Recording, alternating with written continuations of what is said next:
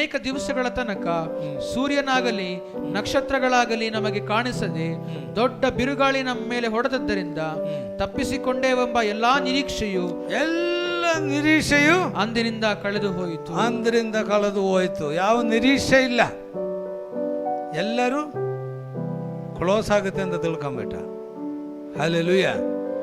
ನೋಡ್ರಿ, ಸುಮಾರು 176 ಮಂದಿ ಆ ಹಡಗಿನಲ್ಲಿದ್ದೇವೆ. ಆ ಬಿರುಗಾಳಿ ಹೊಡೆದು ಆ ಹಡಗು ಮುಳುಗಿದ್ರೆ ಎಷ್ಟು ಜನ ಸಾಯ್ತಾರೆ? 176 ಮಂದಿನೂ ಸತ್ತೋಗ್ತಾರೆ ಇಲ್ವಾ? ಆದರೆ ದೇವರವರನ್ನ ಅಲ್ಲಿಂದ ಉಳಿಸಿದರು. ಯಾಕೆ ಗೊತ್ತಾ? ಅದರಲ್ಲಿ ಒಬ್ಬರಿದ್ದರು. ಯಾರಿದ್ದರು? ಅಪೊಸ್ತಲನಾದ ಪೌಲನು. ಅವನು ಜೀವಿಸುವ ದೇವರನ್ನ ಆರಾಧನೆ ಮಾಡುವನು. ಹಲ್ಲೆಲೂಯ. ಯಾರನ್ನ ಆರಾಧನೆ ಮಾಡುವನು? ಜೀವಿಸುವ ದೇವರನ್ನ ಆರಾಧನೆ ಮಾಡುವನು. ಆ ದೇವರು ಇವನೊಂದಿಗೆ ಮಾತನಾಡ್ತಾರೆ. 27ನೇ ವಾಕ್ಯ, 23ನೇ ವಾಕ್ಯ ನೋಡ್ರೆ, 27 ಅಧ್ಯಾಯ 23ನೇ ವಾಕ್ಯ. ನಾನು ಯಾರವನಾಗಿದ್ದೇನೋ, ಯಾರನ್ನ ಸೇವಿಸುತ್ತೇನೋ, ನಾನು ಯಾರನ್ನ ಸೇವಿಸುತ್ತೀನೋ ಆ ದೇವರಿಂದ ಬಂದ ಒಬ್ಬ ದೂತನು ಕಳೆದ ರಾತ್ರಿಯಲ್ಲಿ ನನ್ನ ಹತ್ತಿರ ನಿಂತು ಪೌಲನೇ ಭಯಪಡಬೇಡ, ನೀನು ಚಕ್ರವರ್ತಿಯ ಮುಂದೆ ನಿಲ್ಲಬೇಕು, ಅಲ್ಲದೆ ನಿನ್ನ ಸಂಗಡ ಈ ಹಡಗಿನಲ್ಲಿ ಪ್ರಯಾಣ ಮಾಡುವವರೆಲ್ಲರ ಪ್ರಾಣ ದೇವರು ನಿನ್ನ ಮೇಲಿನ ದಯೆಯಿಂದ, ನಿನ್ನ ಮೇಲೆ ಇರುವ ದಯೆಯಿಂದ ಉಳಿಸಿಕೊಟ್ಟಿದ್ದಾನೆ. Hallelujah, hallelujah.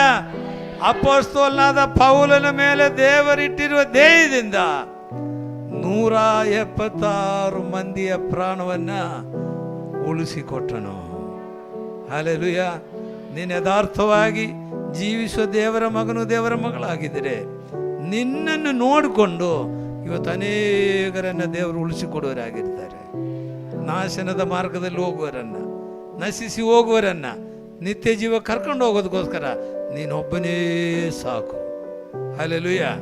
ಇಲ್ಲಿ ಅಪೊಸ್ತಲನಾದ ಪೌಲನಿಗೆ ದೇವರು ಹೇಳ್ತಾನೆ, ನಿನ್ನ ಮೇಲೆ ಇಟ್ಟಿರುವ ಧ್ಯೇಯದಿಂದ ಅಷ್ಟು ಮಂದಿನ ನಾನು ಉಳಿಸ್ತೀನಿ ಎಂಬುದಾಗಿ. ಹಲ್ಲೆಲೂಯ. ಅದು ಮಾತ್ರವಲ್ಲ, ನೋಡು, ಮುಂದೆ ನೋಡು. ಇದಲ್ಲದೆ ನಿನ್ನ ಸಂಗಡ ಈ ಹಡಗಿನಲ್ಲಿ ಪ್ರಯಾಣ ಮಾಡುವವರೆಲ್ಲ, ಇದಲ್ಲದೆ ಹಡಗಿನಲ್ಲಿ ನಿನ್ನ ಸಂಗಡ ಪ್ರಯಾಣ ಮಾಡುವ ಎಲ್ಲರ ಪ್ರಾಣ ನಿನ್ನ ಮೇಲಿನ ದಯೆಯಿಂದ ಉಳಿಸಿಕೊಟ್ಟಿದ್ದಾನೆಂದು ನನ್ನ ಸಂಗಡ ಹೇಳಿದನು. ಆದ್ದರಿಂದ ಜನರೇ ಧೈರ್ಯವಾಗಿರೋ, ನನಗೆ ಹೇಳಲ್ಪಟ್ಟ ಪ್ರಕಾರವೇ ಆಗುವುದೆಂದು ದೇವರನ್ನ ನಂಬುತ್ತೇನೆ. ಹಲ್ಲೆಲೂಯಾ. ದೇವರ ನಾಮಕ್ಕೆ ಸ್ತೋತ್ರವಾಗಲಿ. ಈ ಅಪೊಸ್ತಲನಾದ ಪೌಲನಿಗೆ ದೇವದೂತರು ಹೇಳ್ತಾರೆ, 176 ಮಂದಿಯನ್ನು ಕೂಡ ನಾನು ನಿನ್ನ ಕಡೆಗೆ ಒಪ್ಪಿಸ್ತೀನಿ, ನಿನ್ನ ಮೂಲಕವಾಗಿ ಅವರಿಗೆ ರಕ್ಷಣೆಯನ್ನ ಕೊಡ್ತೀವಿ.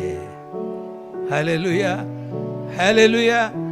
ನೋಡ್ರಿ, 175 ಮಂದಿ ಜೊತೆಗೆ ಅಪೊಸ್ತಲನಾದ ಪೌಲನ್ ಪ್ರಯಾಣ ಮಾಡ್ತಾ ಇದ್ದಾನೆ. ಅವನು ಪ್ರಯಾಣ ಮಾಡಿದಾಗ ಈ 176 ಮಂದಿ ಜೊತೆಗೆ ಇವನು ಸೇರ್ಕೋಬೋದಾಯ್ತು ಇಲ್ವಾ?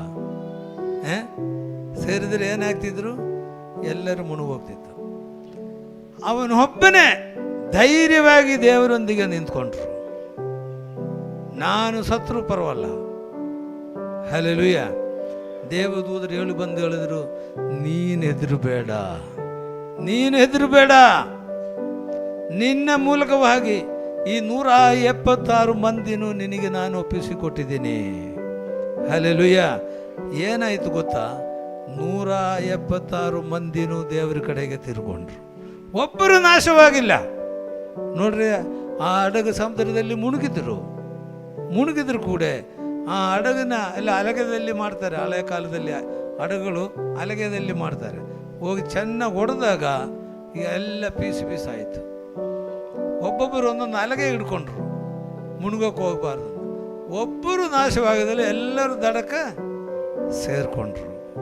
ಎಂಥ ಅದ್ಭುತ ನೋಡ್ರಿ. ಒಬ್ಬನ ಮೂಲಕವಾಗಿ 176 ಮಂದಿಯನ್ನು ದೇವರು ಉಳಿಸಿದರು. ಅವರೆಲ್ಲರೂ ದೇವರ ಕಡೆಗೆ ತಿರುಗಿದರು. ಹಲ್ಲೆಲೂಯ. ಅದು ಮಾತ್ರವಲ್ಲ, ಅಲ್ಲಿ ಆ ದೀಪಕ್ಕೆ ಹೋಗಿ ಸೇರಿಕೊಂಡು ಆ ದೀಪದಲ್ಲಿದ್ದವರೆಲ್ಲ ದೇವರನ್ನು ಕಂಡುಕೊಂಡ್ರು. ಈ ಜೀವನ ಕೂಡ ನಮ್ಮಲ್ಲಿ ಎಷ್ಟು ಅಗತ್ಯವಾಗಿದ್ದಾವೆ. ಈ ಅಗತ್ಯವಾಗಿ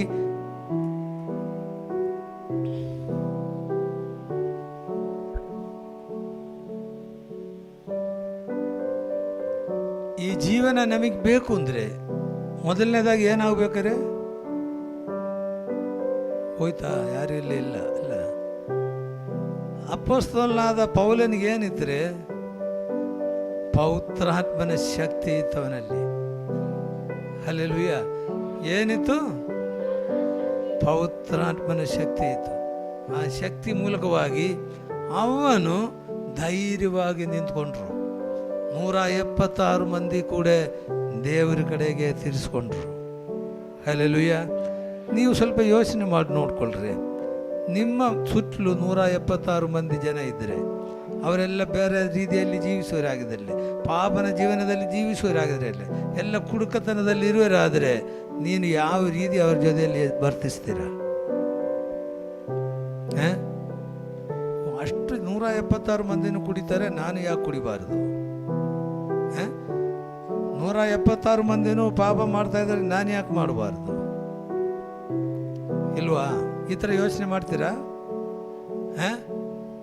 ಇಲ್ಲ. ಧೈರ್ಯವಾಗಿ ನಿಂತ್ಕೊಳ್ತೀರಾ? ಎಷ್ಟು ಜನ ಧೈರ್ಯವಾಗಿ ನಿಂತ್ಕೊಳ್ತಾರೆ ಅಲ್ರಿ? ಅವನ ಸುತ್ತಲೂ 175 ಮಂದಿ ಕೂಡ ಪಾಪನ ಜೀವನದಲ್ಲಿ ನಡೆದ್ರು ಕೂಡ ಅವನೊಬ್ಬನೇನು ಮಾಡಿದ್ರು? ಧೈರ್ಯವಾಗಿ ನಿಂತ್ಕೊಂಡ್ರು. ದೇವದೂತರ ಪ್ರತ್ಯಕ್ಷನಾದರು. ನೀನು ಹೆದರು ಬೇಡಪ್ಪ, ಇವರನ್ನೆಲ್ಲರನ್ನ ನಿನಗೆ